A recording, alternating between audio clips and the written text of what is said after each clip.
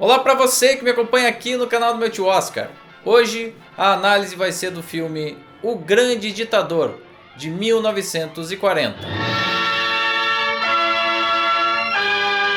O período do cinema mudo norte-americano foi muito importante para a consolidação de Hollywood como uma indústria de filmes. Os primeiros 30 anos do século XX estabeleceram o modelo dos estúdios, que eram os elementos centrais da própria existência do cinema norte-americano. Entre a evolução tecnológica e o sistema de promoção de estrelas, a gente tinha a figura do produtor, que conduzia uma verdadeira linha de produção de filmes, a exemplo de uma indústria mesmo. Existiam, no entanto, alguns nomes que fugiam dessa lógica e eram considerados por isso mesmo mais autorais. O principal deles, sem sombra de dúvidas, foi Charles Chaplin. Nascido na Inglaterra, ele se estabeleceu em Hollywood ainda na década de 1910 e ao lado de Douglas Fairbanks, Mary Pickford e D.W. Griffith, fundou a United Artists no ano de 1919, que tinha como objetivo justamente se contrapor a esse sistema de grandes estúdios e ser uma alternativa para a distribuição independente de filmes. Seu personagem mais famoso e que fez história no cinema foi o Pequeno Vagabundo, que apareceu pela primeira vez ao público no curta de 1914, Corridas de Automóveis para Meninos. Essa figura acompanhou Chaplin ao longo de toda a sua carreira, e um de seus ápices foi em 1931, no filme Luzes da Cidade. Sujeito pobre, melancólico, sensível, ingênuo, e que no caso de O Grande Ditador, carrega várias dessas mesmas características na figura do barbeiro. Before we take you down, you'll finish this. Here. Go on. Paint that. Hey, you!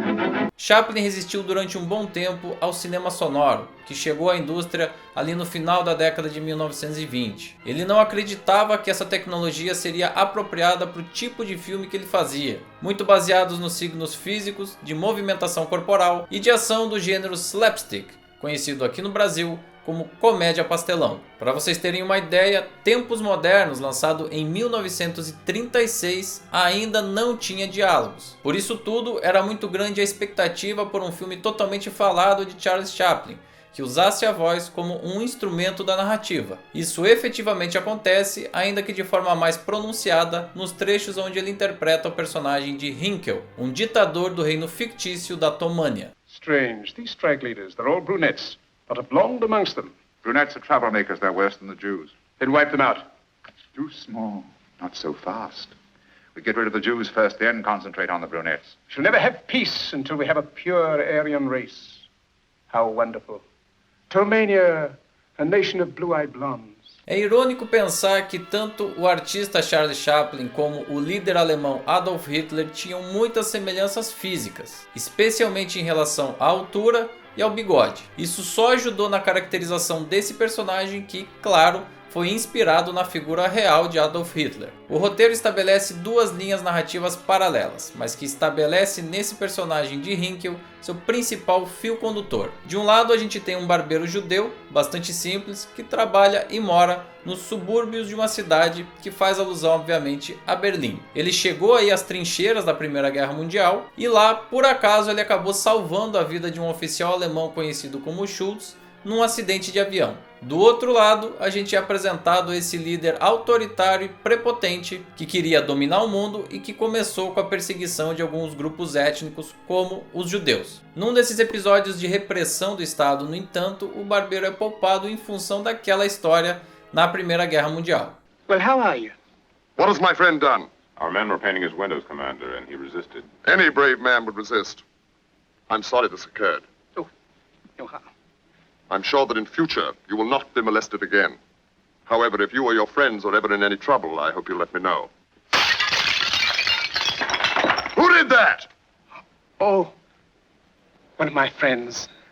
Chaplin foi um dos nomes mais importantes da comédia de todos os tempos, tendo ajudado tanto a moldar quanto a consolidar os signos que acabaram construindo o chamado slapstick, e que se caracterizava muito pelas situações de exagero, especialmente do ponto de vista físico e também visual. Isso fica muito evidente ao longo do filme em várias passagens. Ele não abandona suas raízes, como por exemplo o momento em que ele tenta lidar com um enorme projétil de um míssil sem muito sucesso. No entanto, para além desses signos bastante físicos e de exagero, existe nesse filme também uma comicidade a partir da fala. E ela está justamente na construção caricatural que o Chaplin fez desse ditador, que faz referência obviamente a Hitler. É muito evidente a ironia e principalmente o escárnio utilizado pelo diretor na construção desse personagem, especificamente nas cenas de discurso. Und der Stritz, de Flüten sagt der Klüten, Silde Weiner Hütten.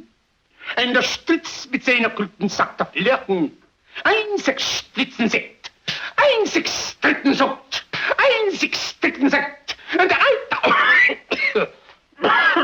Me agrada muito nesse filme a organização da linha narrativa em pequenos blocos. Então a gente vai alternando as situações cômicas nos dois principais núcleos da história. E é como se cada um desses núcleos apresentasse pequenos curtas ali de tempos em tempos. São cenas e situações pontuais que ganham aí um frescor muito bacana pelo fato de estarem construídas em cima dessa estratégia. E de todas essas pequenas cenas do filme, a que mais faz referência ao velho Carlitos é a sequência do pudim, na qual quem encontrasse a moeda no recheio do doce deveria sacrificar sua própria vida. Um trecho que mistura de forma muito apurada os elementos de tensão com a comédia, e cuja maestria na realização é simplesmente notável.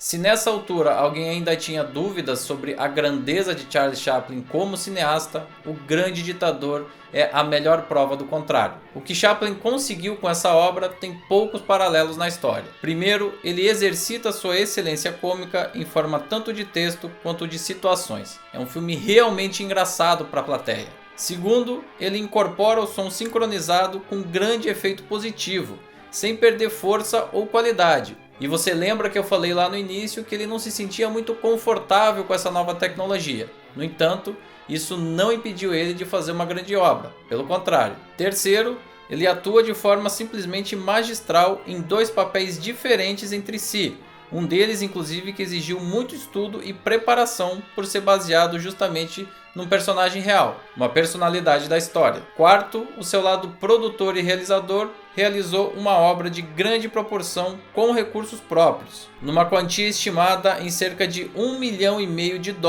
Quer dizer, ele tinha muita confiança de que aquele trabalho realmente daria certo também do ponto de vista comercial. Tem ainda um aspecto que não pode ser negligenciado jamais, que é a sua coragem ao abordar um tema politicamente sensível. A gente tem que lembrar que o mundo vivia justamente o conflito da Segunda Guerra Mundial nesse período, e que o Adolf Hitler tinha suas ideias circulando pela Europa nesse momento. Chaplin, inclusive, foi pressionado a desistir do projeto várias e várias vezes, e o filme foi banido não só da Alemanha, como de todos os países simpáticos ao regime nazista. E como se não bastassem todas essas dificuldades e adversidades, o filme acabou criando algumas das cenas mais memoráveis de toda a história do cinema. É imortal, por exemplo, a sequência onde o ditador da Tomânia brinca com um globo terrestre.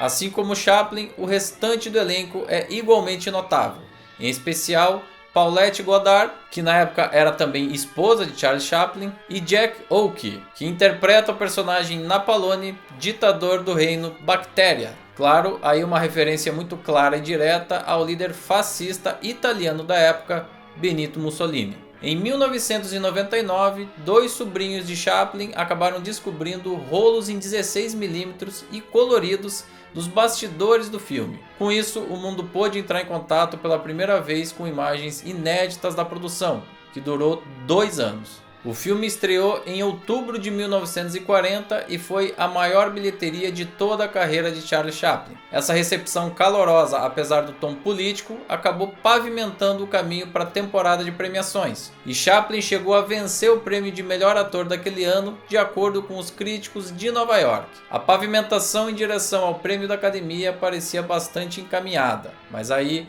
um escândalo acabou atrapalhando tudo. Na época, o crítico de cinema Lee Mortimer revelou que um colega seu, Bosley Crowther, induziu seus colegas a votarem a favor de Chaplin porque assim eles teriam uma atração muito boa e gratuita na cerimônia de premiação. Chaplin, sabendo de tudo isso, acabou recusando o prêmio, mas não adiantou.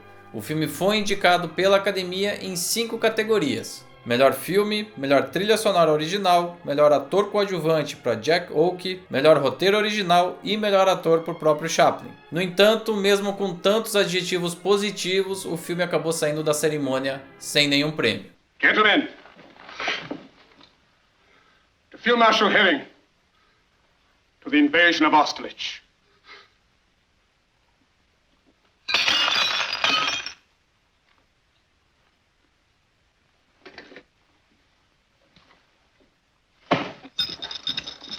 Anos depois do lançamento do filme, o próprio ator admitiu, abre aspas, "Se eu soubesse do verdadeiro horror dos campos de concentração alemães, não poderia ter feito O Grande Ditador.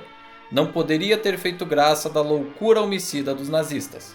Fecha aspas. Ele ainda enfrentaria um processo por plágio, mas na época de lançamento do filme, a mídia especializada se dividiu aí nas críticas. E o ponto de maior discussão e debate foi o discurso final apresentado pelo filme. Numa concessão rara, Chaplin nesse momento abandona os seus personagens e fala diretamente com o público. Um discurso longo, forte e pessoal que muitos críticos da época não receberam muito bem. Eu particularmente discordo por gostar muito desse discurso.